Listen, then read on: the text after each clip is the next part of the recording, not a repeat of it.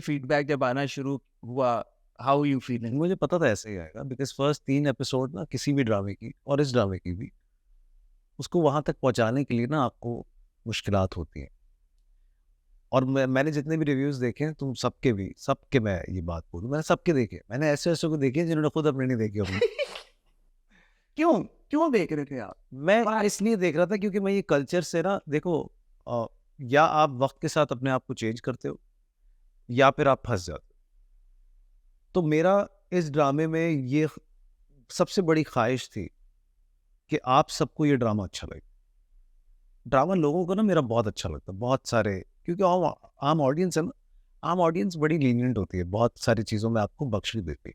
ये जो तुम लोग बैठे हुए हो ना, एक आँख लेके 24 घंटे, ये बड़ी और फिर समझ भी है। मैं ये नहीं कहता कि बिल्कुल समझ भी बट नहीं है, this is a shift in your thought process. Which is not bad. मैं इसमें कोई बुराई नहीं है और अगर मैं बुरा होता ये ड्रामा तो भी मैं ऐसे ही तुम्हारे साथ बैठा होता और मैं तब भी तुमसे ऐसे ही बात because I own my dramas.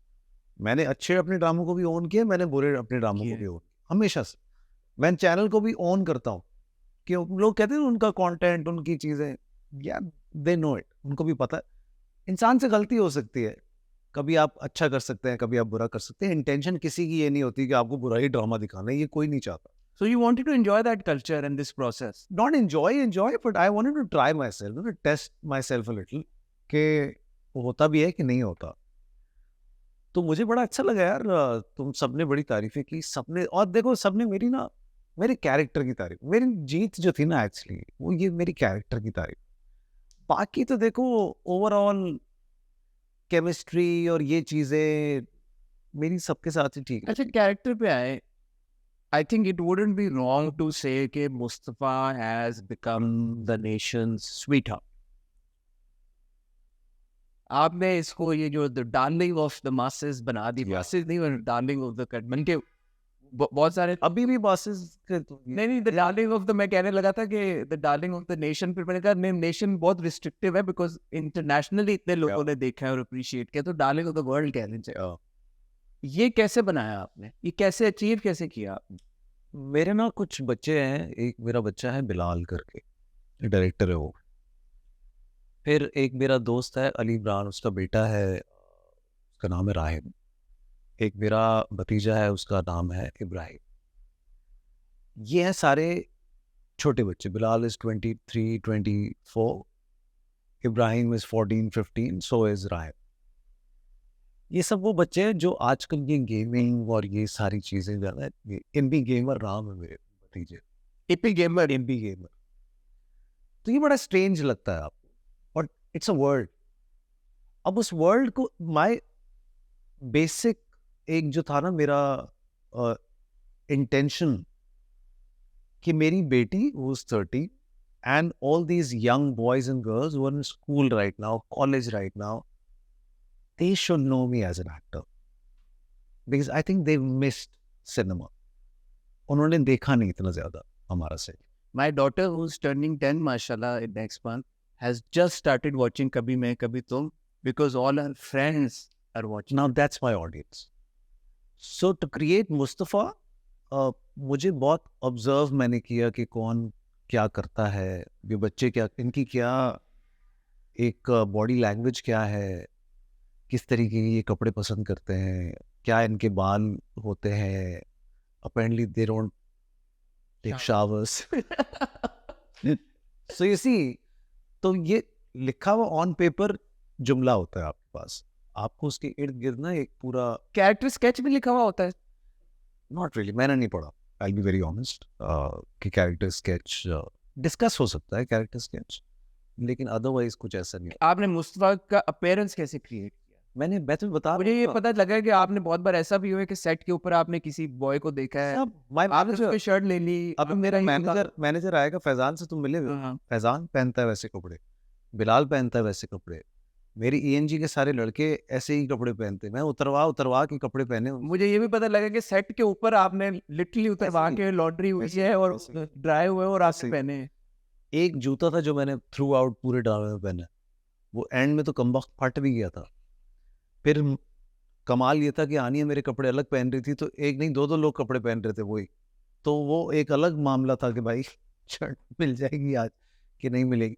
So I think हमने बहुत रियलिस्टिक कैरेक्टर बनाने की कोशिश की। ये आइडिया किसका था कि हानिया और आप स्विच भी करेंगे कपड़े? यार देखो इंटीमेसी की हाइट क्या होती है, हम बड़े रिस्ट्रिक्टेड है टेलीविजन को लेके। जैसे बहुत सारे सीन्स थे जो हमने सिनेमा में फिर हमने देखा, वेरी क्यूट, वेरी इनोसेंट, कोई आपको उसमें ऐसा क्रिंज मोमेंट नहीं था या कोई आपको बुरा नहीं लगेगा, because my romance is very clean romance. या मेरी आंख ही बड़ी साफ है।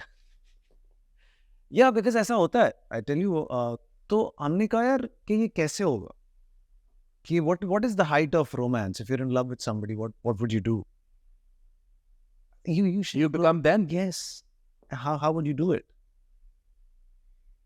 आप समझ रहे हो, गाना तो है नहीं हमारे पास दिखाने के लिए, हम नाच भी नहीं सकते, हम और भी कुछ नहीं कर सकते। I think the max we can do is holding hands and that's about it. तो हमने तो वहां पे भी वो ऐसे वो बाथरूम से निकलती है और मैं ये कहता हूँ नानी मुझे, ये आप क्या कर रहे हैं, come on let's just play with it. But the good thing is, मुझे अच्छी बात क्या लगी कि ऑडियंस पकड़ती है। अगर आप उनको वो चीजें दिखाएं जो कि उनके साथ होती हैं, जो कि नॉर्मल है, उसी में तो रोमांस है। Romance is not about just fix बाल करके हेलीकॉप्टर से उतर के, और I never wanted to do that. I think वो जो है ना सबसे मुझे ऑफ चीज लगती। ये जो प्रोसेस था कि अच्छा यार यूं कर लेते हैं, ऐसे कर लेते हैं, ये कितना सेट के ऊपर as you were doing it discuss हो रहा था? देखो एक्टिंग जो हो रही थी ना, वो उसमें आई थिंक हानिया का मेरा सेट का एक जो सिस्टम बन गया था, हमने एक दूसरे की फ्रीक्वेंसी मुझे लगता है हमने पकड़ ली थी।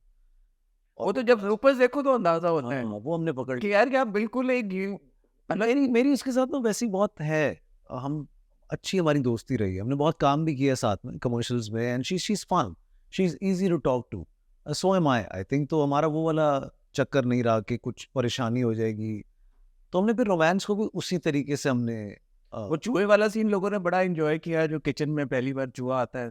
तो हमने बड़ा natural, but I think I should give credit to Hania, because वो देखो she is a beautiful girl.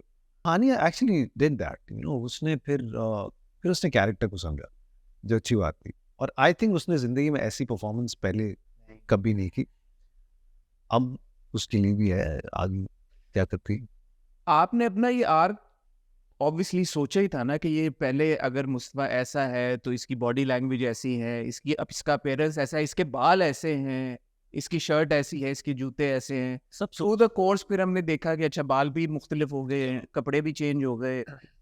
अब ये इजी होता है फिल्म में करना। No, because you're a film actor, you had all of these things in your mind, the character arc and the sketch that you'd created. So tell me about that, because ये कोई नहीं करता। But that taught me one thing.